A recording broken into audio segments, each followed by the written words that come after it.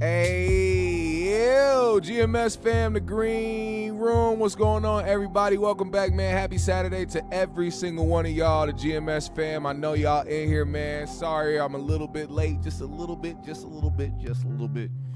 Don't mind me.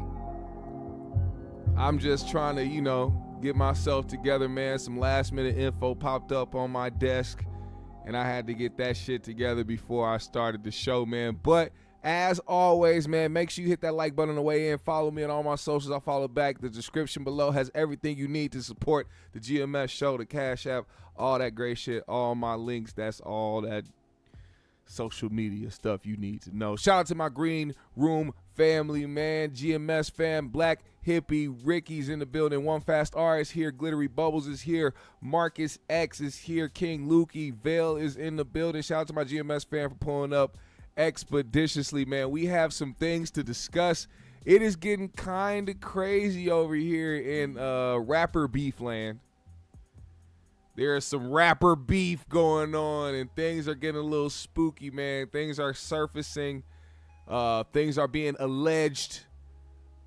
Let me tell y'all something, man. It's getting wicked between the two, Kendrick Lamar and Drake. I know it is dragging out, but more things keep popping up on the surface. Now, as you guys may know, or if you paid attention, didn't pay attention, let me just let you in on something. When Kendrick decided that he was going to drop his Euphoria record, there was a cover art, and it was like, oh, what are these gloves? It says Maybach, and it has this thing, and then it's laying on some type of what I thought was like a vinyl or a painting or something like that. I didn't know what it was at first, but I was like, all right, Euphoria, that's crazy. He went in. And then when he decided to drop 616 in LA, he had the zoomed out picture. And wait, was it 616 in LA and then Meet the Grams? Which one had the full picture? Either way, Kendrick had a full picture of some things that looked like they belonged to Drake, which included not only those Maybach gloves, a shirt, I don't know what the designer says, Shorty on it, with prescription bottles and an Ozempic prescription, as well as some receipts from a jewelry store and some other things. Now, when this happened, there was a commenter on IG who thought of the brilliant plan to comment under one of Academic's posts and say, oh, this would be hilarious if Drake fed him this information. All of it was fake and they just fed it to him, all this shit. Drake liked it, and you know what Drake did? Being smart, he said, oh, this could be an angle. So he used this as the next angle with what he was going to run with. He made sure that his crisis management team, the real crisis management team, in Drake's song Family Matters, there was a line in there that stuck out, and it was, you hired a crisis management team to hide the fact that you beat on your queen. The something it ain't what it seems, and then he just kind of went on from there. You dead. Oh, was he mistaken? Kung Fu Kenny was far from dead. As a matter of fact, he was oh so alive, because right after that, he dropped a nuke in Not Like Us that has now become a complete anthem. I'm talking about, this is the craziest thing I've ever seen in my life. I've never seen an anthem where somebody is outwardly calling the biggest star in the game right now a pedophile. Everybody's dancing and singing to it. He got everybody and their mama screaming and yelling and singing, freaky ass nigga here, 69 God. Hey, run for your life. Like, come on, man. Kendrick Lamar's Not Like Us officially breaks the all-time record for biggest streaming day for a hip-hop song in global Spotify history. 12.8 million streams in one day, surpassing Drake and Lil Baby's Girls Want Girls. Now, the reason why I brought up that line at the end of Drake's song, the crisis management team part, is because I have seen nothing but crisis management from Drake's stan pages, fan accounts, and most certainly academics. Academics has been working. I hope Drake has paid that man very well, because he has single-handedly, due to him and his multiple accounts that he uses that have lots of traction and has lots of followers and gets lots of views a day, has helped Drake maintain this narrative that he won because he fed false information, and they also have evidence of a story where somebody claimed Kendrick beat the shit out of a woman at the Hard Rock Hotel. The only people that are believing this are Drake fans. Nobody else actually believes that Kendrick beat on his wife, unless there is proof. Unless you actually have some type of proof. See, Kendrick was smart in this way because he knew things were already out there to the public. He didn't have to go on the internet and drop the clips. He didn't have to go and do none of that shit. Everybody had all this shit queued up already. The fans are doing it for him.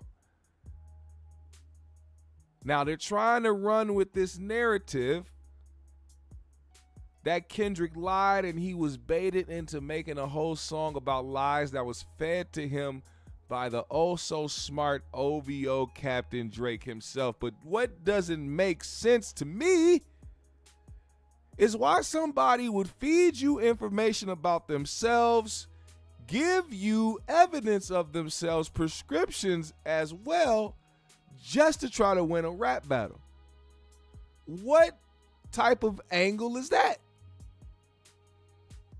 And if that was your purpose, Drake and OVO camp, you guys failed miserably, because I'm sure you had no idea that Not Like Us was about to be on the horizon after all this fuckery that happened.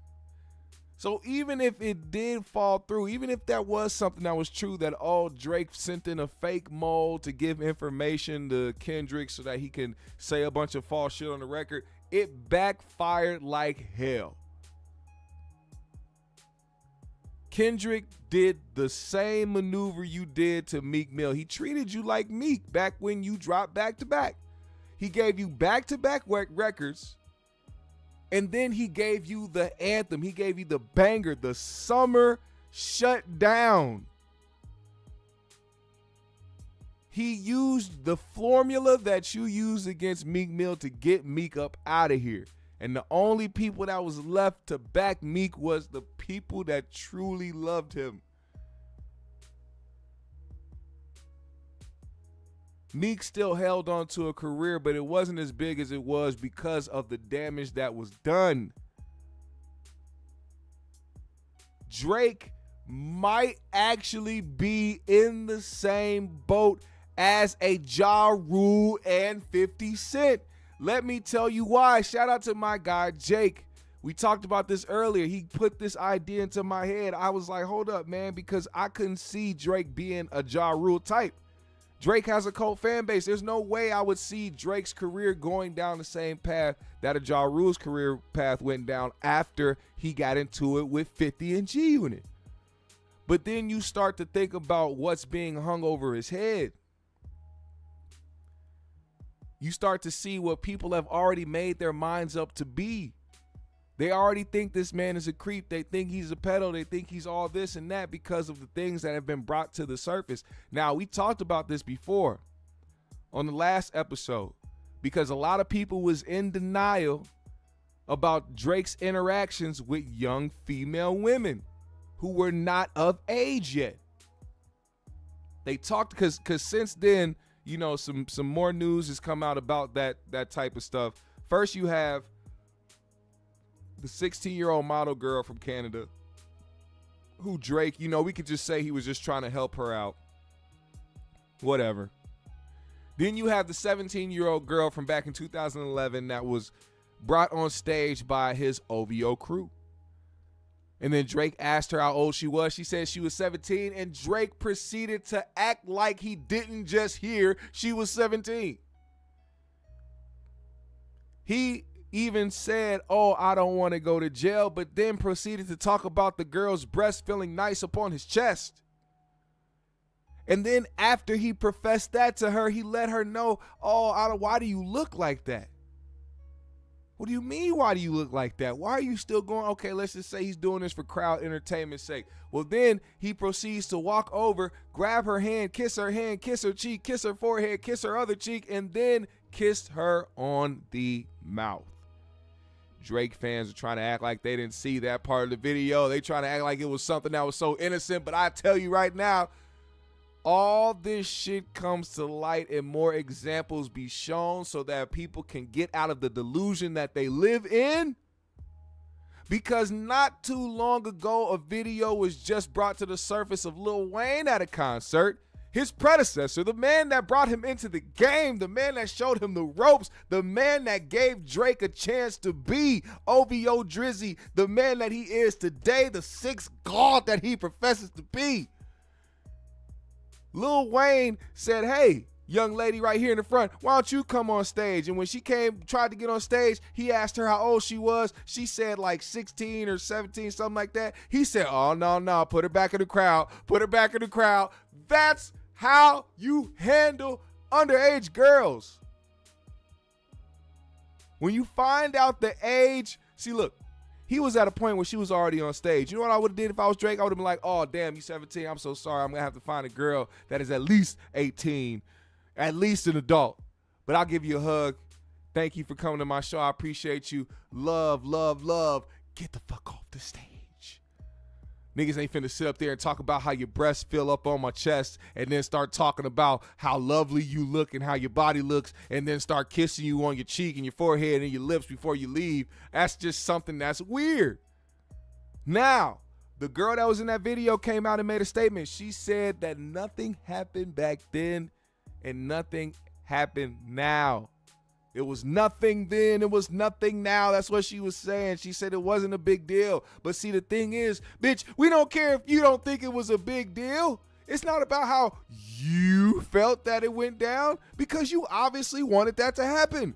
What you cannot erase and what you cannot escape is the fact that that man was a grown man and decided that his actions should be shown otherwise than a gentleman in a situation where you are dealing with a underage girl. So you can say that it was nothing then and nothing now, but that doesn't erase the video and what we saw. Then they try to talk about Millie. Oh, Millie Bobby Brown came up with a statement and said nothing inappropriate happened. Nothing happened between her and Drake. That never was the case. Once again, the actions. The actions. What is a 30-something-year-old man trying to have a relationship of any kind, friends, big brother, anything like that, with a 14, 15-year-old girl? What sense is it? What do y'all relate to? What made Drake sitting away somewhere in Toronto in a mansion watching Stranger Things and he was just like, "Oh, I got to get in contact with her"? You didn't know her parents. You wasn't her goddad. You didn't work with her dad or her mom. Ain't your accountant or some shit. You don't know her cousin, her uncle, no shit like that. You ain't got no ties to this young girl. But for some reason, something in your head was like, "I got to get close to her. We got to become close." So close that I'm giving her advice on boys and relationships. And I'm texting her, telling her how much I miss her. Telling her that she needs to come to Atlanta to come see me, still at the age of 15. That is why people are running with the narrative that Drake is a creep and the big P word. Now, do I think he is? But it's not up to me what I think. It's what public perception is and what they're going to decide to ride with. Do you understand? They called Michael a chimo until his dad, after they still do it today. Michael was dead for a long time. Them niggas was still trying to get on his head top. Still making documentaries. This is just setting up for a dark legacy, in my opinion. If these allegations can't be wiped away, if there's no way that you can prove, and that's the other messed up part, because there's no way you can prove it. There's no way you can prove it. You would think that a girl would come out and be like, yeah, this happened with Drake, but what if that girl was just like the girl that was 17 that was at his show, just like Millie Bobby Brown, who felt like he didn't do shit wrong and felt like Drake was a sweetheart, he was a gentleman. Why would I want to get him in trouble? You know what I'm saying? Like, it's not like he was torturing him. It's not like he was like, hey, let me pee on you like R. Kelly. So who knows how that shit is going to go down? I'm just saying. Now, late last night, early this morning, new developments have come forth. A mysterious Twitter account by the name of Ebony Prince 2K24. Ebony Prince 2K24. He got the FBA flag up there. I believe that's what that is. It just created their account this month. Matter of fact, probably created their account yesterday or the day before. But it came up with this security footage from the hotel that Drake was staying at. And if you can't see, this person right here is wearing OVO merch. This is one of Drake's people right here. He got the owl and the OVO shirt on. I don't know if this is Drake, but I think it might be. This is his security. With the caption that says, to Mr. Aubrey Graham, Drake, may this photo help jog your memory as to where you discarded those items. The issue in the photo should also jog your memory. Jimmy Brooks would not have been proud of you that night. Then they released a video. Dear Adonis, I'm sorry that man is your father. Let me be honest. It takes a man to be a man. Your dad is showing I look at him and wish your grandpa would have worked. That this person is somewhere in Brooklyn, the Brooklyn Daily Eagle, seemingly with items belonging to Drake. Now you see the receipts.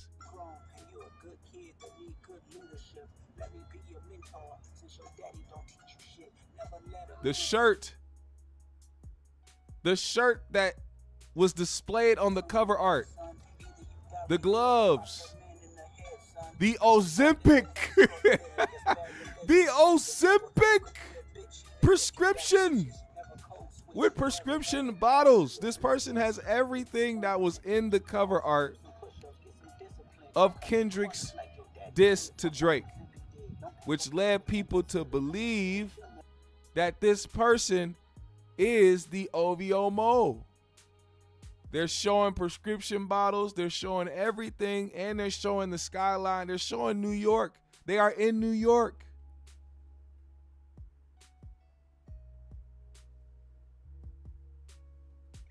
And part of their commentary, or part of their title says, number one, King Kendrick Lamar is not a liar, and I am not a thief. Number two, Drake and academics have until noon Monday on the 13th. They have a couple days, this person said, to retract your claims of theft, or my attorney and I will exhaust every legal option available. The person that posted the video and security cam pictures. Then they posted this. I don't know if this page is still up. We'll see. You've had many things discarded on your behalf over the years. I wonder if you can remember them all. Nigga, this person is, bro, whoever this is, because I believe Kendrick is a psycho. I think he's a psychopath. I think we realized that when Meet the Grams dropped. But if this is Kendrick or one of his fans, they are really on some Riddler ass, Batman ass shit. Super villain ass shit, and I don't know if Drake can get past this mentally. Today Drake posted on his Instagram, on his story, channel, he tagged Channel 5 or something out there where he lives and said, is there a flight time for your helicopters? I'm trying to sleep, please, sometime after 3 p.m. Maybe he was trying to let people know that he was cool and he just trying to sleep and he don't give a damn. But maybe he was trying to do that just to try to do that to make people think that he wasn't scared about the boogeyman, because this shit is actually ridiculous. Now, in true crisis management form, people were taking what was happening and trying to use it as a way to discredit Kendrick, because what they saw they could not believe. They had video proof of somebody holding all the items, exact items from where Kendrick had his cover photo for his diss tracks to Drake, took everything that supposedly belonged to Drake and had it on video and showed them in New York somewhere. You know what Drake's Stan accounts and his crisis management team of academics accounts did? Them niggas said, oh, due to Elon Musk's new API, when you type in somebody's name, it pulls up their burner accounts. And because they have been moving with premium Trump MAGA tactics where you can easily disprove something, but all they need to do is start the narrative for the other Drake stans and fan boys to see and believe, they don't give a damn about none of the proof. So what they did was say, hey, if you type in Ebony Prince 2K24, Kendrick's account comes up. Now, easily, I mean, anybody with common sense knows that when you type in something on the internet, whatever is attached to that name, whatever is attached to what's trending with that name will come up with that name. But see, not only do people don't know that about algorithms, they don't care to try to understand it. So, of course, this Ebony Prince 2K24 is fully attached to Kendrick because he's out here showing evidence of things that Kendrick had on his profile or on his cover art for his diss tracks. So everybody's tying this account to Kendrick. So therefore, every time this name is typed on Twitter, Kendrick Lamar's name is typed on Twitter as well. Thus building an algorithm with both these guys' names showing up when you type up his name. Now, Drake fans went and used that, and people easily debunked it like they normally do for these type of tactics, the Trump MAGA tactics. All you got to do is go and do it yourself. They typed in Drake in the same way. You see where it says people? Typed in Drake on Twitter where people is, and look who came up. Drake Bell, and Kendrick Lamar. Does this mean that these are Drake's burner accounts? No, it's easy, it's common sense, but see, people want to run with the narrative because they cannot concede to the L. Drake fans, y'all might as well head to the motherfucking Capitol and get ready for your insurrection with your OVO flags and merchandise on, sweatshirts, hoodies, all this shit. Get your OVO underwear on and head down to the Capitol. It's time for the insurrection. I know y'all niggas can't concede for shit. It's all right. You don't want to come to terms that Drake lost this battle, and it's all right. I see it in y'all statements. Y'all cannot accept it. But I'm here to tell you today, no matter what you do, no matter what you use, it is not going to work. These niggas even popped up and tried to say, oh, Kendrick has ghostwriters from Twitter because these Twitter names, these Twitter posts right here were used in Kendrick's diss track, not like us. Oh my God.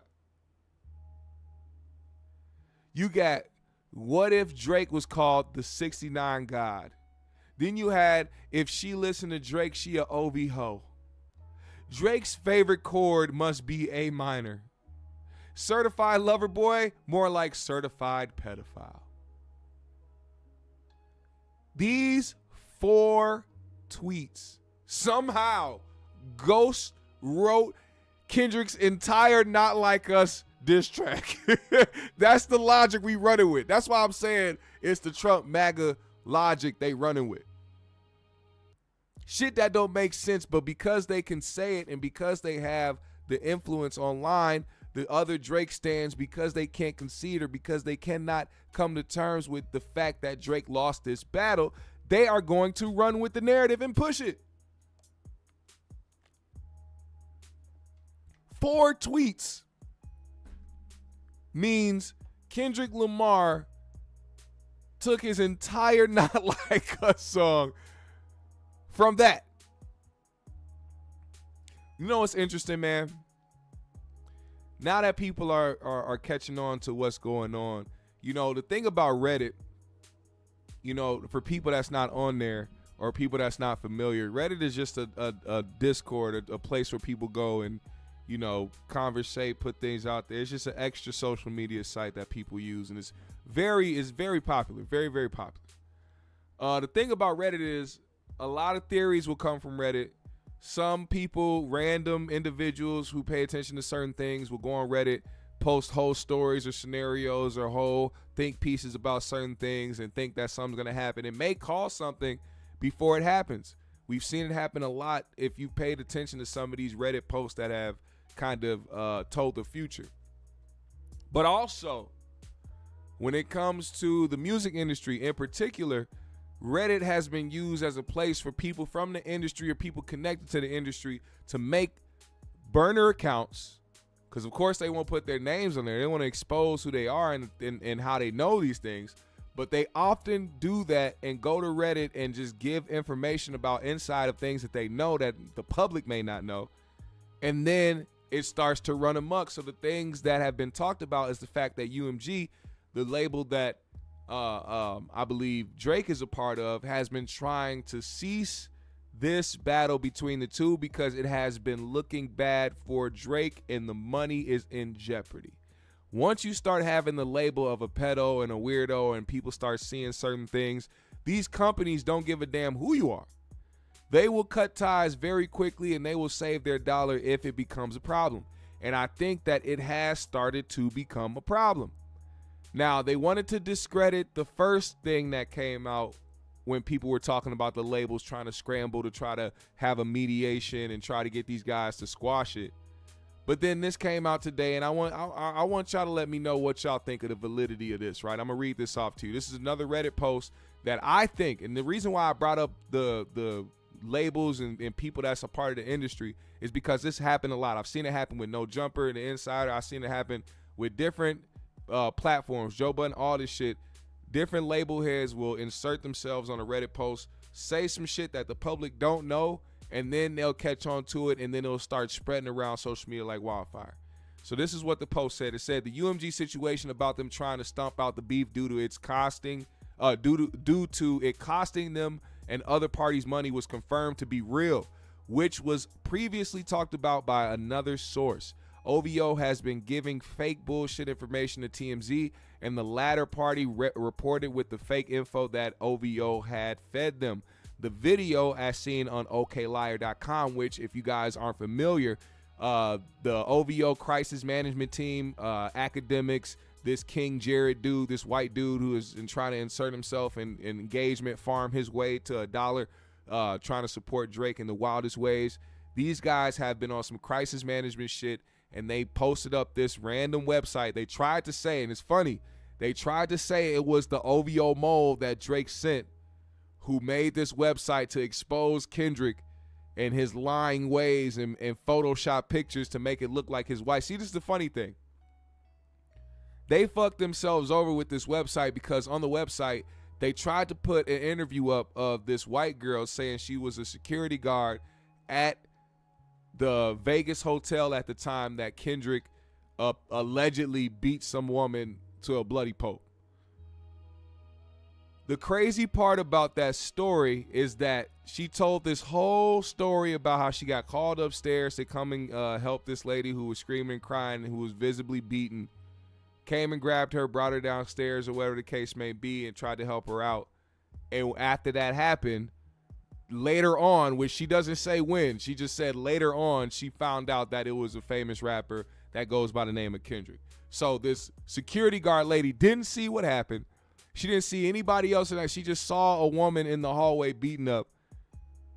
The woman that was beaten up didn't say what happened or who beat her up. But later on, this security guard found out it was Kendrick Lamar. How do you even use that as validity? I don't know. But the crazy part is the woman in question was not Kendrick's fiance. This is where they messed up because they put pictures in that on the website, photoshopped of Kendrick's fiance with a black eye. So which one was it? Was it he went to Vegas and beat the shit out of some random woman at a hotel, or was it his wife? Y'all getting y'all stories mixed up and y'all looking crazy. Now, this Reddit post continues to say, with 3 women, the video as seen on okliar.com with 3 women saying that Kendrick beat up a woman was produced and filmed by OVO. In addition, all of these women seen in the video are actors. There is expected to be a lot of fake information originating from and being spread around by OVO in the days and possibly weeks to come in their continued attempts to discredit Kendrick and take him down in the public sphere. However, OVO is still getting effed behind the scenes despite their efforts. Drake has recently killed connections with a lot of his contacts because of the situation regarding an OVO mole. Drake has, and the OVO mole situation is real, and Kendrick was indeed being sent everything Drake had recorded regarding their beef. It is likely that the mole, or at least one of them, which is actually a real possibility, was Boy Wonder, the producer, which also explains why the instrumental from 616 in LA has the Al Green sample loop to sound like it says Boy Wonder. The gram-related items as seen on 616 in LA and Meet the Grams are indeed some of Drake's possessions that were stolen and robbed from him. The items seen in both of the singles covers are not the extent of what was stolen from Drake, as there were also jewels worth at least millions of dollars belonging to him that were eventually pawned off by whoever stole the items from Drake in the first place. This was also alluded to by Kendrick in 616 in LA. Furthermore, through the line, find the jewels like Cash Doll. Last but not least, the cover for 616 in LA served as a warning to Drake to stand down regarding the things he was saying about Whitney, Alford, and Kendrick's family, because he knew that Kendrick was dropping Family Matters, or because he knew Drake was dropping Family Matters later that day. Kendrick also started some things within the disses that only him and Drake knew. One of those things was displayed in Not Like Us with the lines, "Are you my friend? Are we locked in?" Because that was something that Drake personally asked Kendrick in the past. There are also a lot of hood politics going on behind the scenes at this time regarding the Drake and Kendrick beef. Kendrick effectively has the West Coast rap community on his side, along with a bunch of other people in power, examples like Jay-Z and Roc Nation. So Jay Prince will not be able to step in for Drake and do anything in the situation like he did with killing the 2018 Duppy freestyle and the story of Adidon beef. So clearly, like I said, this is just to bring this back full circle. When Drake decided to rap the lines in Family Matters, you hired a crisis management team. Please tell me what this looks like. Now, once again, take it with a grain of salt. This is Reddit. This is not somebody that confirms to be somebody in the inside that knows what's going on. But these things do happen on Reddit. These people that are a part of these conglomerates are a part of the industry and a part of these inside conversations and sitting in these rooms with these meetings with these people trying to talk about what's going on, they will run to Reddit. They can't help themselves. We live in the age of social media. They can sign contracts all day that say they can't go and feed information from the company to the public, but that won't stop them from making burner accounts and giving these informations out there to the public anyway.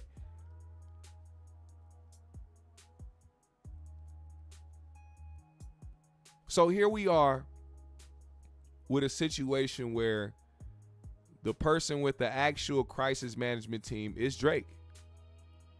And we're trying to figure out, where do we go from here? because the cultural impact has been something that people have been trying, not just people, but Drake stans and fans in particular who don't want to give Kendrick the W. They don't understand that if the cultural impact is so demanding and so overpowering for one artist that is in this battle opposed to the other one, Kendrick won. That's basically what it was.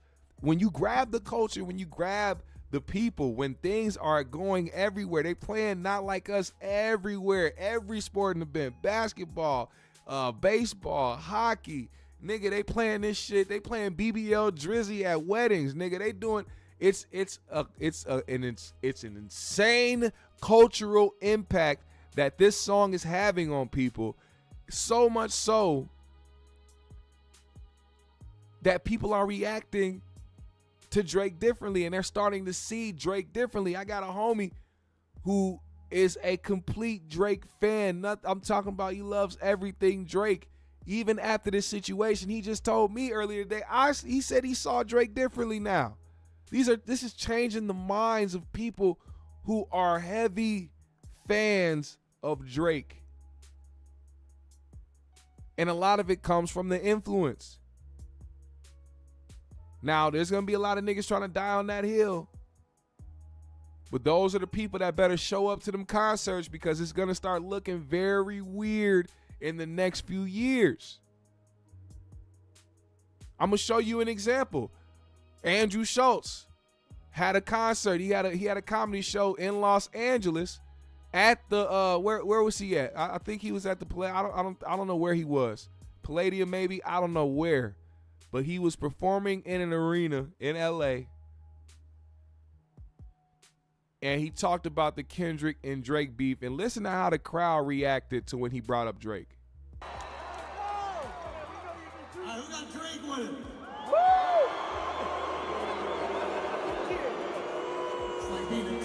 Nigga said, now granted, this is in LA. They in Kendrick City, so I understand that. Maybe it would have went a little different if he was in Toronto, but still, don't act like this nigga don't do multiple shows in LA and even got a crib in LA. This man is somebody who professes his love for Calabasas.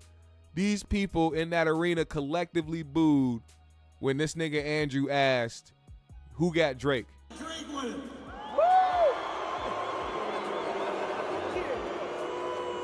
Cultural impact. That is rough. That Kendrick motherfucker does not play around, bro. He made a pedophile anthem. That was I've never been dancing to a song about someone being a pedophile before. That was terrifying. He could convince me anybody's a pedophile with that fucking beat. He could write a song about me, and I'd be like, I gotta shave this fucking mustache. This beat is fire, bro. This is crazy. I don't think Drake's a pedophile. Y'all think Drake is a pedophile? Yes. Yes. Oh my God. Listen. How you gonna ask the whole arena if they think Drake a pedophile? All these niggas said yes. I don't think Drake's a pedophile. Y'all think Drake is a pedophile? Yes. Yes. Listen, his music is good enough to be. I will say that. Oh my God. Oh my God. That nigga Andrew's crazy. But this is what I mean. The impact is crazy, and this is actually gonna start making Drake look different to a lot of people. And then it spins back to that analogy. Is this gonna be the Ja Rule 50 Cent incident all over again, where Kendrick comes in as 50 Cent and bullies this nigga Drake up out of the paint? Is this what's happening? I don't know. But we gonna see, man. We gonna see. I don't know. I heard Drake had another one. Of course, we know Kendrick got more, but it might be the end of this entire battle.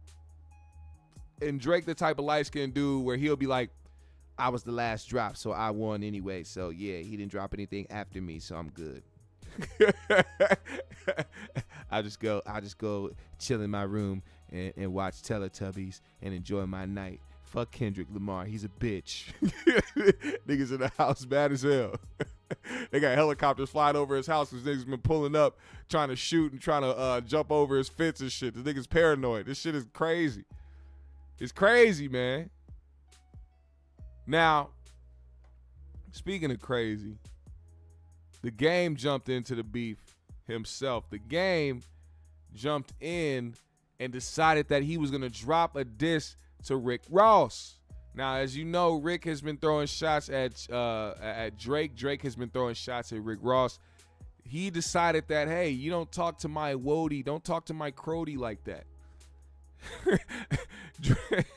The Game said, don't talk to my Crody like that. Now I got to get you. And decided to drop a diss to Rick Ross, which, in my opinion, of course, The Game can rap. The Game has always proven himself to be a dope lyricist. He will always deliver on the record. But I just did not want to hear that. I just didn't want to hear it. There was nothing in me that was like, oh, I'm excited to hear a Game diss. And the reason why is because it just, when you insert yourself for no reason, there's no real reason, there's no real background. I just wasn't with it. I didn't really like it. Like my initial shit, I'm like, oh my God. Then you name drop Academics and you name drop Kai Cenat. It's like we know the angle you taking now. You want to go viral. You trying to get everybody to put your name up there with everybody else's so that you can start getting some motion out here like you had before. It's not even really about Rick Ross. You just want the clout of it all. You trying to get some money out of this. You trying to help pay them legal fees, man. That one bitch is drowning your pockets, man. That whole situation with that with the inappropriate shit or the inappropriate sexual touching, whatever he dealt with, that shit really would put a hole in your pocket. And I can't blame him, man. He had to shoot his shot. He had to say, you know what, I got to come out here and make some waves myself. So he dropped a diss track, and I just wasn't feeling it.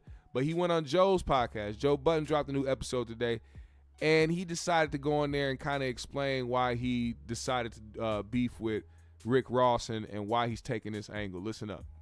Well, wait, now we got you here. Just niggas know what it is with Kendrick. Niggas know what it is with Drizzy. It's all good. We watched a fucking amazing hip hop battle, nigga. One of the best ever, if not the best, just on what it did to the culture. You know what I'm saying? But like a nigga sitting around just trolling, like nigga, keep that same energy, nigga. Like niggas want to rap, you want to troll, nigga. Let's do it, nigga. Like bump heads with a nigga that really do this shit. do you expect for Ross to reply to you? Bro, he did reply with a fucking cereal bowl, nigga. Like, I mean, all right, we definitely know.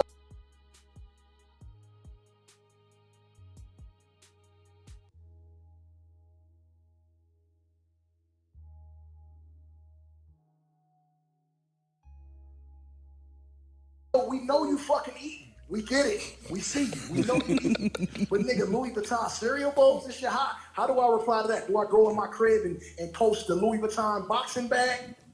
Punching bag? Like, nigga, is that what we doing? Do you think that he's gonna reply in like a verse or a song? Nigga, if he, I don't think it's wise. I think that he might. And if he does, he's done.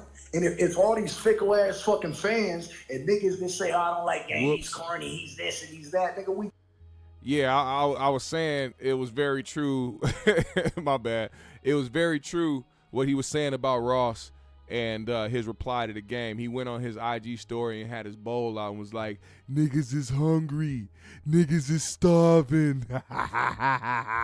He did this big old fake laugh and shit. You know how Ross is. Get it, nigga, but can Game rap? And will niggas rap against Game? Will niggas do that?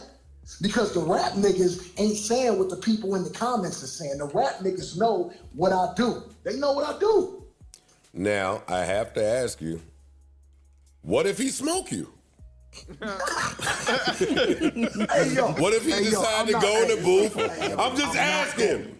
Hey, look. Ain't no fucking pictures of Picasso, no infinity pools, or no pinky ring from the Mac movie in your verse going. That's not gonna win here. It's not gonna do it, bro. Not a 57 Chevelle from the car show. Not a rare iguana in a motherfucking in a koi pond. That's not gonna do it here. You gotta rap. Now, I understand his position in that. I understand that. I understand he wants to rap. He wants to go bar for bar. One thing Joe said was, you know, it gave him an itch to want to do it. Now, we know him to never be scared to go on wax against anybody. As a matter of fact, him and Joe Budden had beef back and forth. If anybody remember the beef series, man, I forgot which one it was, if it was 1 or 2. Was it 3? It had to be 2. But one of those beefs series, man, they talked about it. They described the entire Game and Joe Budden beef and them going back and forth and them going on wax and talking about each other. They had a nice little battle, you know, and it's great to see them now as older men talking and, you know what I'm saying, and discussing those things, because back then it definitely was too heated for them to even come to their senses to just kind of have a discussion. The fact that, oh, y'all went bar for bar.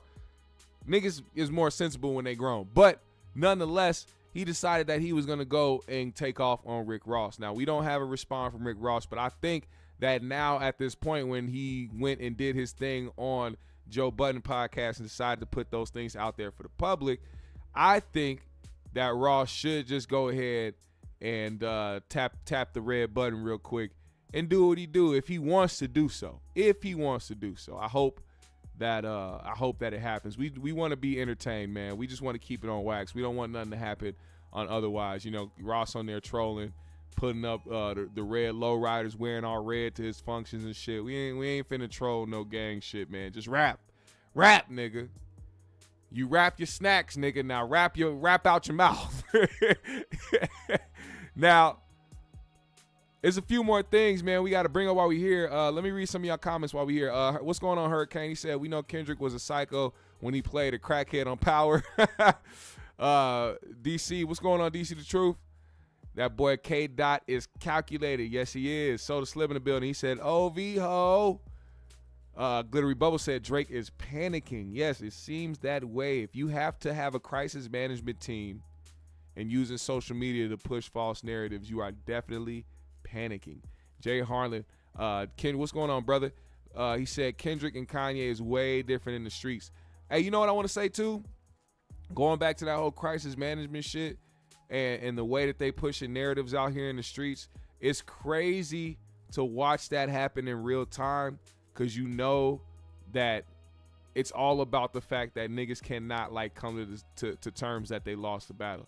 And it's weird to see it play out in real time, like niggas really posting like, oh, this is like they like, you got to see it to believe it. The way that these academics pages and these other variants and Drake pages are staying on course with trying to help push a narrative, knowing that the person that they wanted to win lost, it's starting to look a little psychotic. What's going on, IVR? He said, is Kendrick in the GOAT debate now? Of course he is. Of course, he's been there before this. 24, the actor Drake should have stayed an actor. Damn. Black Hippie Ricky said, Drake gonna sneak diss Kendrick for the next decade. Yeah, he definitely is. We called that for sure. Please believe me, there's going to be more inside disses and sneak disses and things that are going to align with certain things that happened during this battle coming from Drake. Trust me. What up, Tasha S? She said, Game diss was whack. Yeah, I wasn't feeling it that much. Team 642 said, Game of Clout Chaser. Remember the disses to Meek after the Drake beef? Yeah, he was definitely trying to get in on that one too. Damn, One Fast R said he played 30 seconds of that song and turned it off. Holy. IVR said, GMS, you do know if Ross doesn't respond, then Game has to go into podcasting. LOL, what's left for him to do? He did bring that up, too. He did say that while he was talking to Joe. He said, I ain't got my podcast yet. And I think he's trying to do it now because he saw YG go down the same lane. It's a lot of these guys that don't want to come to terms that shit is actually, like, fucked up for them. And going another route, their ego won't allow them to see people to have other people see them in a different light, which is the craziest thing when you put yourself in a box. Putting yourself in a box, you can't blame nobody else. You know what I'm saying? That's why I'm glad that certain, artists open the door for other artists to be like, all right, do something different. If where you're at now is at a stalemate, when you're sitting here and realizing, all right, this is as much as my career has to offer at this point, and I'm not getting any younger, let me go ahead and start this podcast. Let me go ahead and start this label. Let me go ahead and start this business. Let me go open up a restaurant, something, put out more brands. Like, expand your shit, bro. Don't think that just being an artist is going to pay the bills for life. That shit ends at a certain point. I think, one thing we have to come to terms with is after a certain generation, people can't tour for the rest of their life. Like, we're seeing the last leg of a generation that can tour for the rest of their life. These niggas that came up in the early 2000 R&B era and shit, they can go and do these throwback R&B festivals and tours and shit for a long time because their music is timeless. And however old them other niggas in the older generation from there, as long as they can stand up and sing on stage, they are going to continue to make money. Everybody that came after in the 2010s eras, they are not. It's going to be a very small number of these people that are going to be able to tour for the rest of their life with the music that they have. Only a small few. You're not going to see all the Lils and the FKJ, this person, that person. Actually, shout out to FKJ. He's an artist. He's a hell of a producer. I just use that as an example for all these random letter niggas out here, rappers and shit. You know what I mean? Them niggas ain't gonna last. They cannot tour for the rest of their life off the music that they have because so much of that generation sounds the same. It's not timeless. It's only for that time. Trust me, mark my words when I say this. Now, one thing that has been sweeping the internet, man, I know y'all have seen this guy by now. This teacher here is a young teacher, young black man here. I think this is high school or middle school. I don't know if it's middle school. I don't know if it's high school. I don't know. But social media is a hell of a drug because this man decided to set up his camera and go on TikTok to post him getting his hair taken down by the young ladies who are his students in his class. And a lot of people had a problem with this. A lot of people didn't have a problem with this. But we're going to discuss this a little bit. Watch this. Let's go ahead and stir the pot a little, shall we? He's very silent, too. This guy's very silent. So just let me turn off the music. If you got to turn up your volume, do that. I'm sorry. This guy talks like he's like in a Clear Eyes commercial. I don't know. He talks like he's trying to put you to sleep. But I want y'all to see what happened in this instance. Listen. Last Friday, 10 minutes before dismissal time, I decided to live stream my students helping me take my hair out. There was quite the discourse in the chat, which had people saying this was inappropriate and other people saying this was completely fine. There was nothing wrong with what I was doing and people were just making it weird. So of course I had to bring this issue to the big stage. I would like to represent myself in this case, Your Honor, if I may. Number one, for a little context, I had a hair appointment immediately after school and I needed my hair taken out beforehand. I would have taken it out the night before, but that Friday we had a camera crew coming in to shoot up. My nigga said, yeah, Ice Spice is out of here. I'm telling you right now, I'm calling it. Please remember this. Clip it if you need to. Make it a clip. Make it a promise. Make it something that we can hold on to for the next 10 years. I'm telling you right now, Ice Spice is going to age like Pinky. And when y'all see that shit later on in life, you're going to sit there and wonder how you had that motherfucker in your spank bank. You're going to keep going back to the old videos and old ass popping on the stages at festivals and shit and other IG shit. Well, I'm telling you, man, when this motherfucker come out looking like a hungry hippo, you motherfuckers will be like, what happened to Ice Spice? This bitch turned to she went from a munch to a whole feast, goddammit. Let's keep going. Promotional video, and I was one of the ones being interviewed. So I had to look presentable, so I didn't take my hair out. I didn't have the time to do it all myself because it would have taken me forever. So naturally, I asked about 4 or 5 of my over 100 best friends to assist me in taking my hair out, and they all agreed. Number 2, this was at the end of class. This week we were doing STEM fair presentations. Since it was Friday and all of my students did an excellent job on their STEM fair projects and presentations, I told them if we get one solid presentation in this class, I'll end class a little early and they can have fun and play basketball, darts, or be on their phones or whatever. And during that time, my team would help me take my hair out. A couple of these were students from my class, but others were students from other classes. I wrote all of them a pass at the beginning of the class period, requesting their assistance 10 minutes before dismissal. I told the teachers only send them if all of their work was completed and they had good behavior. They all met the criteria, so 10 minutes before dismissal, they showed up for their job. My next point I'd like to make is if I was a female teacher, those people wouldn't be in the comments saying, oh, this is weird, this is inappropriate. Because me personally, I don't think there's anything weird about this. People are saying, oh, that's too intimate. To me, it's literally just hair. It doesn't have to be weird. Some people have never had cool teachers, and it shows. I personally believe that building authentic relationships with students is paramount in being an effective teacher. I make sure my students know and can feel that I care about them beyond the schoolwork and all the stuff that I have to make them do. I take the time to get to know my students outside of academics, because caring for the whole child is what's important. Now, of course, he has some good points in this thing. He was expressing how he felt. But I just want to say that there is a level of weirdness to this. There is a level of unprofessionalism. There's other ways that you can connect and get closer with your students to build a level of trust with them that doesn't involve them having to undo your hair or do your hair. Now, I know a lot of people are kind of feeling indifferent. There's some people that, are like, there's no big deal with this. This is just something that they're probably comfortable with. We don't know their relationship as far as teacher and student and how much he's like. Clearly, these kids trust him enough and they're comfortable enough with him to be doing this shit. But at the end of the day, if I saw my daughter doing this shit, I'd be like, yo, don't participate in this shit. Don't follow along with what they doing. And on top of that, if he asks you and you be like, no, I'm good, and he be like, why not? Then you definitely got to look at him weird. Now, we talked about this last night on 3Gs, and my guy AP made a good point. This was before we found out more information about the guy. He was saying, well, what's the big deal as far as them doing that? Because he's not, he's doing this on camera. It's not like he's asking these girls to stay after school or one of the girls to stay after school to do his hair or trying to get these girls to be in a position where they're by themselves and vulnerable.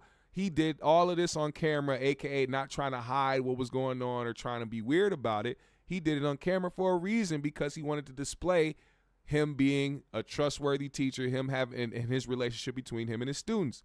But you can't just put everything on the internet, because whatever you put out here in the public is left up for interpretation. It's not, nobody out here is going to know the relationship you really have with your students. And it even gets a little bit more weird, because when this video, after it went viral, and of course the people on Twitter had things to say, this man ended up, I believe, getting fired. I don't know if he got fired for sure. They're saying he got fired, but he definitely got like suspended or something. He's on leave. The video went viral. He really got a lot of backlash. Something must have happened to where the school was like, all right, you got to take some time off or we got to terminate you.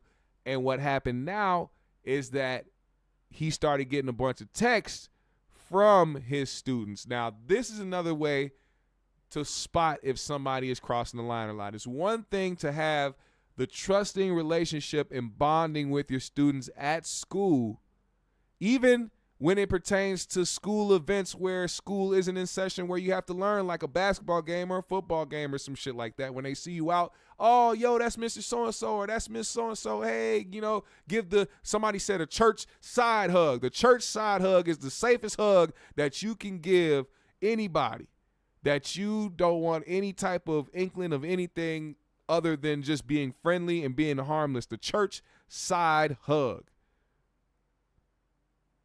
But when you cross the line to have numbers from your students to where they can contact you personally, then it gets weird, because it's not just one, but it's multiple of them that have his phone number and are able to reach out to him and text him and send him messages because of what he was going through. Now listen to this.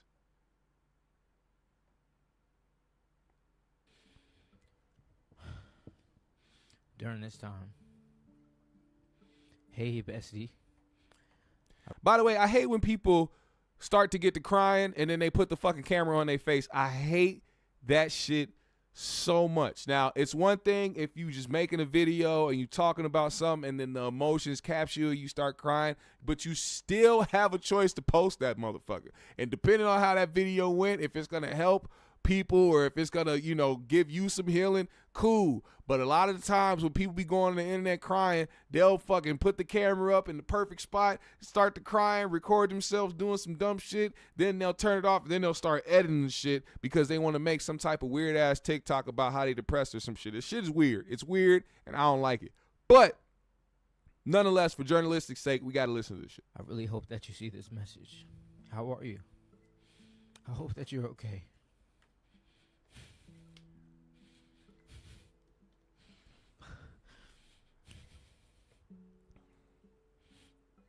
class misses you so much, and we really want you to know that we love you and we miss you so much and can't wait for you to come back. I can't believe that taking somebody's hair out is such a big deal, and it makes me so mad that people make little things big things. I want you to know that the class and others got your back, and we will always stand behind you. I'm gonna tell you like this. He sound like the type of nigga, like, he's an educator and he's a teacher, and I commend him for that. I salute him for that. But he also doesn't sound like he's too bright. He doesn't think, and as an educator, as a teacher, you will want somebody to be bright enough and be have enough common sense and logic to know before they do something.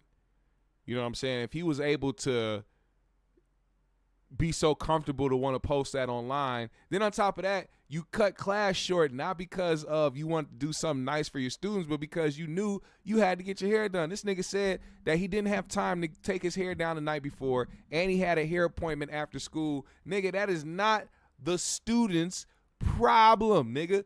They don't have to take up the responsibility of things you have to do outside of school so that you can prepare yourself for after school. That is not their problem. So to me, it looked like you used them for your own benefit so that you wouldn't have to miss your hair appointment, which is crazy. Now look what type of instance you got yourself in. Let me read some of y'all comments on this situation, man. My nigga Jay Harlan said, this shit definitely weird. Yes, it is. Black Kibiriki said, I mean, when I had hair, I used to take mine down myself, so why couldn't he? Exactly. Tasha S said, I didn't know anything about my teachers. I would feel awkward just seeing them in the grocery store. That's funny, man. I've never had like a close bond with one of my teachers growing up. Like, I had a cool bond with some teachers. A lot of teachers was cool, and teachers that if I did see out, I'd be like, oh, hey, what's going on? But for the most part, I didn't have none of their numbers or no shit like that. Like, the closest I've ever been with a teacher, shout out to Miss Olsen. She was our PFAM teacher, man. The PFAM was like one of the most important classes we've ever had coming up in high school, man. Junior year and high school and senior year, because it dealt with a lot of life shit. And, you know, we had a lot of good discussions as a class. You know, we got closer as classmates and shit like that. And our teacher really wasn't like our teacher. She was like our auntie. Like, she was real cool with everybody, and she was always trying to help people. She was really, really that cool person. So if anything, I follow these people on social media. I don't have their numbers. We don't try to meet up and go get some coffee and shit like that. It's not like that.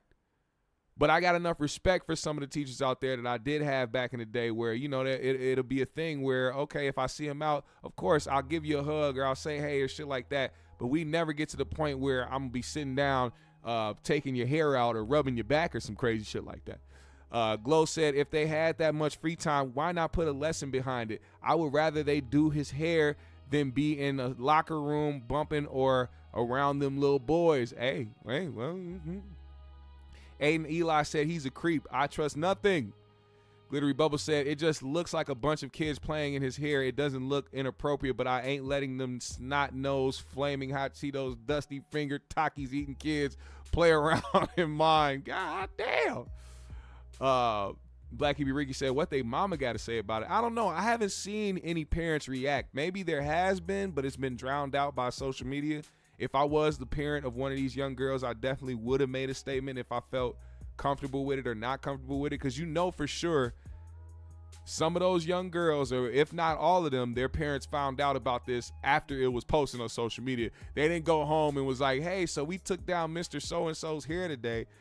They found out later on. So who knows? Their parents' reactions probably is what set off his suspension or probably got him fired. Let me see. What's going on, Universal Trappers? Where we at with it? Knockout Notice said, you see they got him on TikTok pitching woo to an emo girl. It's on World Star. What? What? Did you say pitching woo? Oh, Lord Jesus. Old head Tech said he sound childlike. Oh, my God. What up, Zane Vicious? He said he a pervert. He a freaky ass nigga. He a 69 God. Freaky ass nigga. He a 69 God. Oh my God. Well, I don't know what's happening with this guy. I don't know if he's truly fired or not. I don't know the details in that, but just be careful, man. Always be careful, especially when you're dealing with underage kids, man. Why don't these niggas ever learn? These niggas just don't learn. It's like their intrusive thoughts always win. And they always have that fucking inclination like, oh, you know, maybe it'll be all right. If you ever got to think to yourself, maybe it'll be all right, don't do it, nigga. Don't do it. Trust me. Now, speaking of intrusive thoughts, now, Shannon Sharpe let his intrusive thoughts win when it came to Shaquille O'Neal because Shaq went and did what Shaq does. He was on NBA TNT, and right after the NBA MVP was announced, Nikola Jokic has won. Shaq decided he was going to interview him on the show, and before he got started with his congratulations, he made sure to let Jokic know, I think SGA should have got MVP. Yeah, that's right, Shai Gilgeous-Alexander. He felt that that young man, the young guard number 2 for the motherfucking Oklahoma City Thunder, should have won MVP, and well deserved if he would have won it because he's been balling this year. Shaq said that, but then proceeded to give him his congratulations. Now, one thing I said was, yes, 2 things can be true. Shaq is very weird for bringing that up because, I mean, why bring it up during his congratulatory interview when you could have just said it during you guys' regular little panel with you and the guys on TNT? It's kind of weird. Maybe, you know, a lot of people be chasing moments and be thinking that, you know, oh, this is going to go viral, so maybe that's why he did it. Jokic is somebody who I don't take him to be someone who really gives a damn about these accolades or these trophies. Hence, when he won the championship, the nigga wasn't even trying to hold the trophy. He was focused on trying to get home so he can go race horses and shit. He didn't give a damn about the parade. He didn't give a damn about them winning the championship. He's like, oh, this is cool. We won it all. All right, let me go back to Serbia and race these horses, nigga. That's my passion, motherfucker. Like, he was on that shit. So when Shaq said what he said, if you seen the video, he didn't really care. He didn't give a damn what Shaq was saying. He was just like, yeah, you know, okay, yeah, you know, MVP again. You know, we got to worry about these Timberwolves, which last night, Denver straight mud stumped the Timberwolves, man. I thought we were going to get it together in the second half, but it looks like they figured it out on us for that game. But I'm telling you right now, that was a rest game, man. We've been balling for 6 games straight. We won 6 in a row, balling on niggas for over 20 points each game. We needed to rest, and we need to make sure that we can win this series, and we going to take this shit to 5 or 6 games. I'm telling you right now, Wolves in 5 or 6. Now, when Shannon saw what Shaq had to say, he decided he was going to go on his platform to respond to how Shaq handled that situation, and he wanted to make sure Shaq was reminded about himself. Listen to this. Never admit this, but Shaq see these guys winning these MVPs and a little envious because, and I don't care. Look, I understand that Shaq got 4 titles and he has 3 Finals MVPs, but Shaq know deep down we should be having a discussion.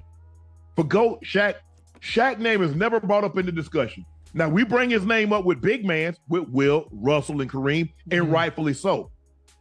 But we're never going to see another guy Shaq's size with his athleticism that was as dominant as him. Yeah. And he robbed himself because he didn't take it serious enough. Did he take it serious? Not nearly as serious as he should have. Shaq should have 5 MVPs. Shaq should have 7 titles. So, as you can see, Shannon felt some type of way about how Shaq talked, and it's crazy because he also brought up how Shaq always likes to bring up the fact that he was chipped out of his MVP the year that Steve Nash won. But like I said yesterday when we talked about this subject on 3Gs, I feel like this attitude towards Shaq comes from the place of seeing his career. We all know Shaq was more invested with his life outside the court than he was on the court. Shaq was really, in my opinion, one of the first vibrant and really out there personalities in the NBA that really gave the whole league a personality at that point. he was somebody that was more enjoyed off the court than he was on the court at some times. We loved watching Shaq play. Most dominant nigga in the league. You couldn't stop him. I loved watching Shaq play. Don't get me wrong. But we all know that outside of the court, Shaq is bigger than life, bigger than who he is physically. And having those dollar amounts come your way, different endorsements, different people that just want you to promote their products, he was definitely more focused on that than trying to go in and work on his game or work out and try to get in the best shape of his life to try to achieve more MVPs or more titles and shit like that. So I understood where he was coming from, but Shaq, being the sensitive Shaquille O'Neal that he is, decided that he wasn't going to take what Shannon said as constructive criticism. What he was going to do was unleash on Shannon Sharpe. So he took to his Instagram, and this is what he said. Shaq said, "You took me sticking up for Shai Gilgeous-Alexander as jealousy of Joker. Shows how smart you are and how you say anything to get clicks. So here's some clickbait for you. If you ain't ranked in the top 10 in your profession, then you can't speak on me. Don't forget I know what you did to get where you at." Oh. What does that even mean, Shaq? You can't say nothing like that and then proceed not to say what it was that Shannon did to get where he was at. It's crazy. You know, there's a lot of speculation going around about Shannon Sharpe and his manhood. I don't think that was the right insinuation to make. But anyway, he said, "Me jealous? Sounds like you jealous. I know you trying to stay relevant by gossiping on your podcast. We don't believe you. You need more people. And in case you forgot, 4 rings, 3 finals MVPs, top 50 and top 75. Google me. And to be quite frank, all this new success you got, you still under me. You don't know my work ethic. But I work less than you, but I'm worth more than you. Make it make sense. I love you too. If you need help making money, it's better ways than gossiping. I'm too old for this shit. Love always, the most dominant big man ever who never took it serious. Remember, I don't know you. And in the words of Skip Bayless, I'm better than you. G14 classified. I have it. You don't. Not in my profession.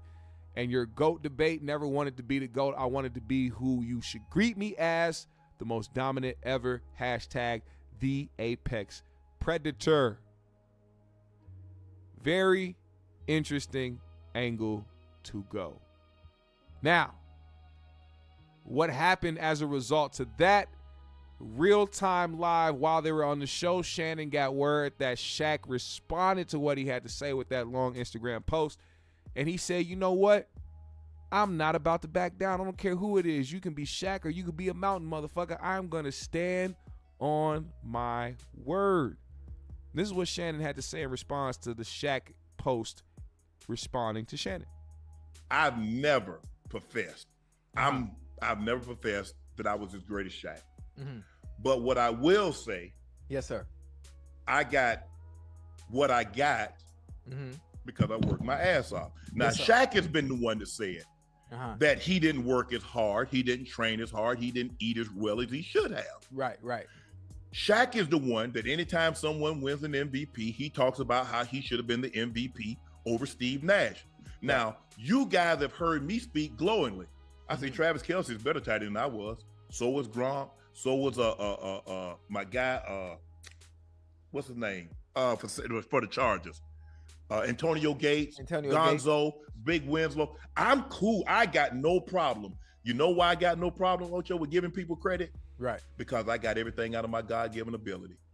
God gave me the ability to do what I could do. But he gave me discipline. He gave me dedication, the way I trained, the way I ate, the way I slept. So this was all I could get. Right. Now, I would have felt some type of way if I'd have got these numbers and I half-assed it. But I never half-assed it. Am I a top 100 player? No. Am I the equivalent as a football player as Shaq was as a basketball player? No. But what I did do is that I maximized that. And my question, if Shaq and, because it's rough on the back. My question is, do you believe that you gave everything you possibly could in basketball? Did you train the way you should have? Did you eat the way you should have? That just goes to show you how great you was. is that you allowed your weight to get out of control. The injury started to creep up, and you got 4 rings, and you got 3 finals MVP. Mm-hmm. See, I'm mad, man. I wish I understood. Why you mad? Because I wish I understood goddamn basketball. So when you talking about Shaq, especially during that time, think about this. If I don't know basketball now, the way I should, the way you do, like what you telling me right now, it's like I'm trying to process the shit. Think about it. But I can't because I wasn't watching back then. Think about it, Ocho. He's the most dominant big man in the history of the game. I know that much, yes. And he got 1 MVP. So, but think about this. Think about how they just, I'm not going to say rob. I don't want to use the word rob. How they rob? How they robbed Shea. 30 points. Number 1 seed. But he doesn't get it. They were so what's the criteria? What's the criteria for MVP if you just gave it to Joker again? But I don't think they gave it because Joker was top 10 in points, top 10 in rebounds, top 10 in assists, and they basically had the same record. They just had OKC just had a better division record. Oh, so you're talking about so it's not like they were the number 1 seed and Joker was number 10. Right. Okay. Shaq, if you took what I said as a slight, okay, I can get it. And people say, well, see, my thing is that I'm not saying that I've never said I was the quitter, and I'm quick to say that when I talk about Kevin Durant or I talk about any player, I said I'm not the equivalent basketball player, but all I can do is maximize my ability. Right. Shaq know deep down, he can take all the shots. Yeah, you got more money. Yeah, you're more famous than me. Yeah, you're more well-known. You're going to have way more money than I ever have. But nobody will ever say that I was lazy or I cheated myself. He said, Shaq, you a lazy motherfucker. Hey, Uncomfortable Truth said Ocho playing dumb just to kick it. Yeah, sometimes that shit do be annoying. I gotta agree with both of y'all, both you and King Gambit. Ocho just be showing up just to say random ass shit. This nigga really don't be paying attention. He don't really be having shit to say. They got to stick to sports. That's why he be saying he don't want to deal with no beef and he rather deal with it in the streets because he don't know how to talk about it. Just let him talk about sports and stats and niggas playing abilities, man. That's all Ocho is good at from this point out, nigga. Like, he was good at football and analysis, nigga. He talk about sports, nigga. That's it. When it comes to drama or it comes to trying to respond to people or back and forth, whatever, he's not good at that shit. Just let that nigga talk sports, though. Now, Shaq, he said, no, motherfucker. He gonna drop a diss track, too. He said Kendrick and Drake ain't the only niggas out here with bars. So after Shannon went on his show to try to junior ether Shaq by being polite and being a gentleman, Shaq said, fuck all that, nigga. We taking it to the flow. And he decided to drop a diss track aimed at Shannon Sharpe, man. We going to play a little bit of this YouTube. If you try to block me or if you copyright me, I'm just going to clip this shit out of the show. So I'm going to shut the fuck up and I'm going to just play it now. Best in the world. I'm number 1. I'm the best in the world, number. Oh no, Shannon Sharpe, man, you're way beneath me. Your whole demeanor is faker than new rapper Beefy. You're soft, before you get fly, you rather tweet me. I was in 3 different cars when you was in 3 feet. All I see is dollar signs, they come in 3D. Make it hot, ain't no way around my degree. You are not in my spot, you are like a peewee. Shula got them calling me Rocky the way I reread. I get to the green bag, I don't mean a lawnmower. Jet flying, foreign driving, Best Buy and Donpora. I'm the one and only, I want it, won't be no encore. It ain't about the money, then what I gotta respond for.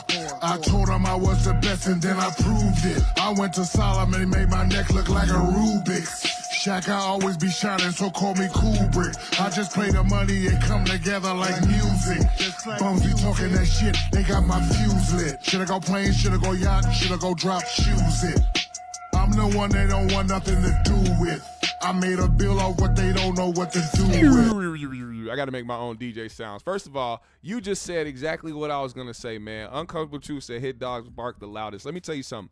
Shaq was and still is my favorite basketball player of all time.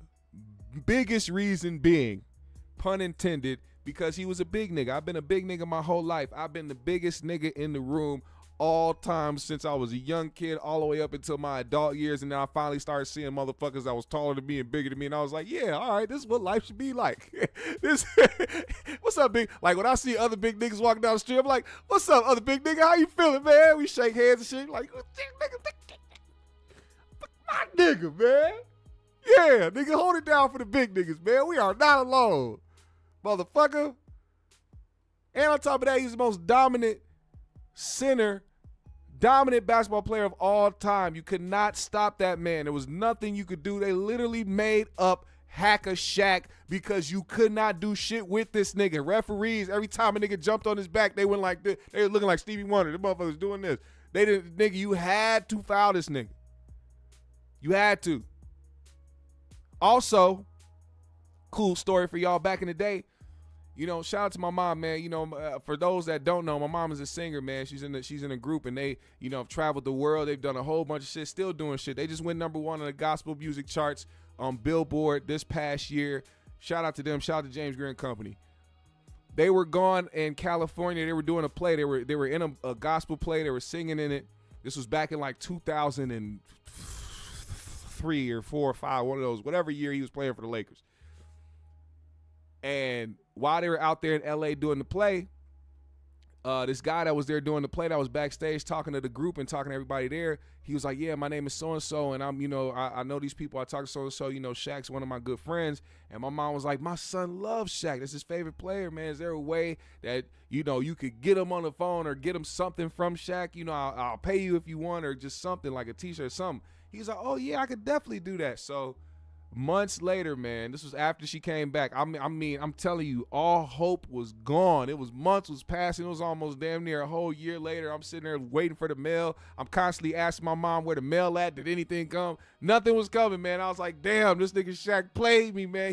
He was about to go from my favorite player to the most hated, nigga. I was finna go on a Shaq hate train, nigga, for the rest of my life if this shit didn't happen. Then one day, after school was over, I was walking out to the car, man. It was a nice sunny day. I look, my mom had a package holding up. It said from California. I opened it up. It was a big ass yellow shirt that said Big Daddy on it. That was his brand back then. It was Big Daddy, or so it might still be his brand today, but it was his size shirt, and it was signed at the top, and it said Big Daddy on it, man. I said, nigga, my nigga Shaq. Thank you, nigga. I was in like 5th grade, man. It was the coldest shit in the world. So therefore, it stamped it for me. That was a stamp. I said, Shaq is the coolest nigga in the world. There's nothing that this nigga can do. I'll never hate this nigga in life. Then I got older and started seeing this nigga being a sensitive ass nigga. And I'm like, why the fuck is Shaq so sensitive? Now, I still love Shaq, man. I still got a great respect for Shaq. But I can be the type of nigga that's not too biased to be like, man, this nigga's sensitive ass shit. Like, it's cringeworthy when him and Chuck go back and forth, and the first thing he want to do is try to demean Chuck and talk about his titles and what he got and what Chuck don't got and all this other shit. It's like you can tell he's sensitive and he holds on to these accolades to try to help his ego. And it's one of those things where you would think that somebody that's accomplished what he has and the person of his notoriety wouldn't give a shit about that. You know what I'm saying? Like, if I'm Shaq and I know I was the most dominant big man to ever play in the NBA, I won several championships, several finals MVPs. I was the most beloved nigga in the whole entire league, and I got endorsements all the way up the ass, no diddler. I can give my family everything that they want and create generational wealth. Nigga, I wish I would be sitting there on TNT talking about, I got a championship. I got 4 rings, nigga. How much you got? How much you got, Shaq? Huh? What you got, Chuck? Huh? You got no rings, man. You can't talk to me. It's like, nigga, it's really sensitive. You know what I'm saying? So that should be bugging me. And then when people try to talk about Shaq or try to give their critiques of Shaq, like, Shaq, how you on one hand telling Jokic that another player in the NBA deserved the MVP, and then get mad because somebody critiqued you on how you were playing and why you didn't win certain things at the time. Now all of a sudden it's, oh, this nigga Shannon is beneath you and he writing this, like, this shit is crazy. And then it shows, and then when somebody talks about jealousy, when nobody is even showing traits of jealousy, Shannon didn't show one trait of jealousy in him when he was giving the speech or whatever he had to say about Shaq. He didn't say not one jealous thing. But to try to say somebody was jealous, then immediately talk about the success somebody is having, then try to say that they're beneath you. Clearly, you have been watching this man's moves and seeing what's been happening with him, and there's been a level of envy from you, Shaquille O'Neal, towards Shannon Sharpe. Because in Shaq's mind, he internalizes people that should be getting the greatest achievements or greatest accolades when it surrounds sports or media should be the guys that won the most, the guys that have the most accolades. But when somebody that doesn't have all the championships and doesn't have MVPs and was only just a really good player on their team getting a bunch of accolades and getting a bunch of support outside of their profession, now it's a problem. That's what I saw. Yeah, G14 classification. That's some crazy shit to say when niggas was just talking about some factual shit. He didn't apply himself like that when he was in the NBA to the point where he could have really maximized his talent and who he was on the court because he had a life outside of basketball that was incredible. You can't blame him on that end either. It wasn't like he was just going out partying, fucking his money over and not leaving nothing for his family or even trying to put his money somewhere else to make money for him after the league and when he retired. Shaq had everything in place. So I gotta give him his props on that. But that sensitive shit, I hate it. And he gotta get over it, man. You gotta get over it, Shaq. You are one of the most dominant, most well-respected Hall of Fame NBA players on this planet, man. You gotta start carrying yourself just as such, man. Seriously. Now, before we get out of here, man, I just want to send some love and positivity to Freddy Gibbs because, oh my God, this nigga does not know how to stop busting these bitches, man. Oh my, what is wrong with you, man? Freddy, my nigga, my Gary family, what is going on with you, man? Big Lord, what is happening? Why these motherfuckers trying to jam you up all the time? They keep trying to make you out to be an abuser and a nigga that's just busting them bitches and leaving. Why is that happening? Now, we all know that Freddie's other baby mom, most recent baby mom, is a porn star by the name of Destiny Creams. Now, Destiny Creams was with Freddie for a little bit, and then she ended up getting pregnant, and now they have a baby together, but Freddie said, I'm not fucking with you, and on top of that, fuck that baby bitch, because your ass is doing too much. So she went on an I hate Freddie spree because she got with a nigga that she wasn't really in love with and ended up having a baby, and now she got to take care of the baby by herself while she's doing porn. Now, Freddie got with a new girl who also, I believe, does OnlyFans. Her name is Jasmine Grinaway. Jasmine popped up, and immediately the ex-baby mom is talking shit, and they going back and forth talking about who lit, who not. I'm the best looking one. I'm this and that. And then the other baby mom was like, watch, the same thing gonna happen to you. And then fast forward to today's time. Yes, the same thing ended up happening. Now this new girl is pregnant, allegedly. And she don't want to get rid of the baby. And also now she's claiming that Freddie abused her. But this time, Freddie was prepared because he dropped screenshots of text messages via Twitter because the girl decided that she was going to come out. This is what she tried to do. She tried to post this shit yesterday in the morning. She said, why are y'all acting so confused? I said, Freddy Gibbs put his hands on me, which left scars and bruises. Then I found out I was pregnant and he won't help me get the abortion because he knows the risk due to my medical history of having cervical ovarian tumors and a laparotomy. Like, stop being dumb. Stop being as dumb as me, for real. That was the post she put up, and then she deleted that post. Because apparently she probably remembered that she incriminated herself by putting other text messages out there. And these text messages show her being the one that was the aggressor, the ones that probably put hands on him, and also reveals that she also spit on the man, which is incredibly crazy. I didn't know that's how these bitches was moving out here, but she apparently spit on Freddy Gibbs, which was crazy. Now, Freddie, of course, dropping his own evidence, dropping his own shit is just a testament to these guys out here, man. When you're dealing with these type of women who only want a couple things out of you, don't want your love, they don't want your respect, they don't want your care, they just want the shit that you have.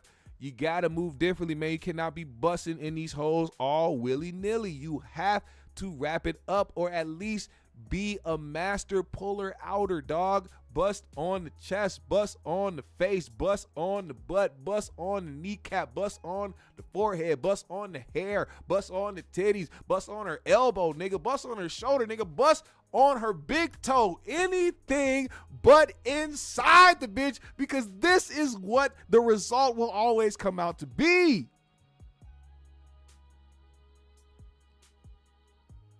Now, Freddie had a response for her when she came out and tried to put him on blast and try to call him a abuser and also a man that's out here not trying to help her get an abortion for a child that they don't want, which I feel like was done in classic Freddy Gibbs fashion. Looks at it. What happened to my $100, Joe? Nigga, did you take my money? That's right, little bitch. I took it back. Yeah, that's right. Nigga, that's a cold ass line. That's right, little bitch. That's right, little bitch. That's right, little bitch. I took it back. You ain't worth no $100.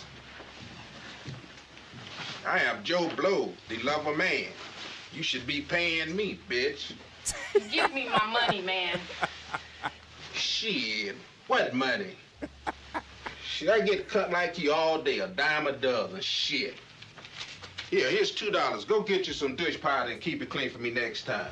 Hey, he said dish powder and keep it clean for me. Here, here's $2. Go get you some dish powder and keep it clean for me next time.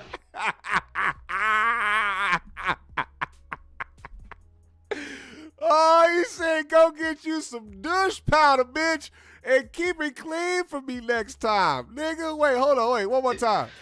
That's right, little bitch. That's right, little bitch. Well, you keep trying to play with niggas, man. Let me tell you something. A lot of y'all can say a lot. Even I can say a lot. Freddie, you done put yourself in some fucked up situations that you cannot come back from, man, and make you look crazy. But at the end of the day, this is another reason why I fuck with this nigga, man. He is hilarious. And when you are hilarious, it supersedes the fuck shit that go on in your life, because you can just post videos and have niggas say this. That's right, little bitch. It's over, motherfucker. Who gives a damn what you going through, bitch? Have the baby. Who cares? It don't matter, because at the end of the day, a nigga just turn around and say this. That's right, little bitch. And if you have any problems with what the nigga talking about, he just go answer the phone and say what you want, motherfucker. I don't care about none of the shit you talking about. Try to put me on blast on Twitter because your ass feels some type of way, knowing that you was the aggressor, bitch. You punched me in the face and you spit on me, so therefore I gotta tell you this. That's right, little bitch. Get up out my face. I don't give a shit about you or that baby, nigga. Fuck them kids. That's right, little bitch. Get the fuck out of here, nigga. I don't give a damn about none of that shit. You put yourself in that situation. You saw another bitch going through the same shit, and you decided, hey, baby, he could treat me different. Maybe I'll be the lucky one. Yeah, right. That's right, little bitch. You was wrong. Your ass was wrong. Fuck out of here, man. It's been a very good show today. GMS fam, the Green Room. Make sure you hit the like button on the way out. Follow me on my socials. I'll follow everybody back. I'm finna go enjoy the rest of my day. I hope everybody has a wonderful weekend, man. Happy Mother's Day to all the mothers out there. We love you. We appreciate you. Thank you for everything that you do. You are loved. If you want to support the GMS show in a big way, make sure you hit the Cash App. Shout out to one of my moderators. Make sure you put the Cash App in the chat. Also, if you want to find it, it is in the description below. You can support the GMS show in a big way. Shout out to everybody that shows love via Cash App, man. I thank you. I appreciate you. We definitely need it over here this way. Yes, they do. Yes, they do. They be fun, man.